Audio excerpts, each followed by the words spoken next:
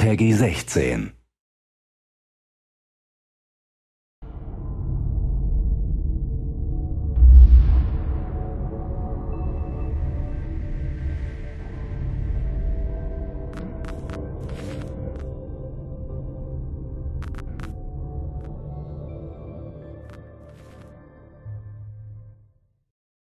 BRINK takes place on the Ark. It's an immense artificial floating city at sea, built as part of a contemporary green vision, but now existing in 2045, and having lost contact about 20 years beforehand with the rest of the Earth, it exists in complete isolation with what were originally sustainable resources now in limited supply.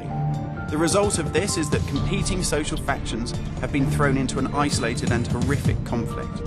We're heading to the Ark's airport.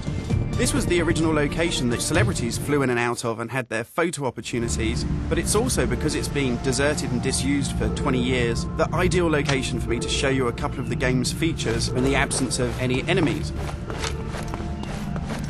Now, BRINK uses those same familiar shooter controls that you're used to, but without the artificial constraints, because we've developed a new system that we're calling SMART. It stands for Smooth Movement Across Random Terrain. If you walk up to something that's an obstacle, just as you would do in any other shooter, you'll stop. But if you want to try and indicate to the game that you want to get somewhere as quickly as possible, using this SMART button, you're able to vault, mantle and climb with ease.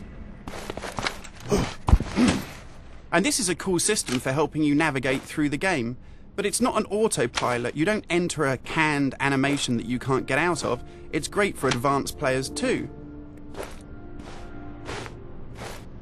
If you're approaching an obstacle like a security sensor, and you want to make it through that obstacle without perhaps alerting the enemy to your presence, you could just look up and you'll mantle up and over that automatically.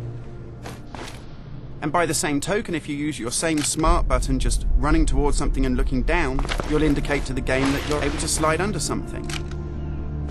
And this is really important because in BRINK, we want you to be able to make tactical decisions about where you go and how you play.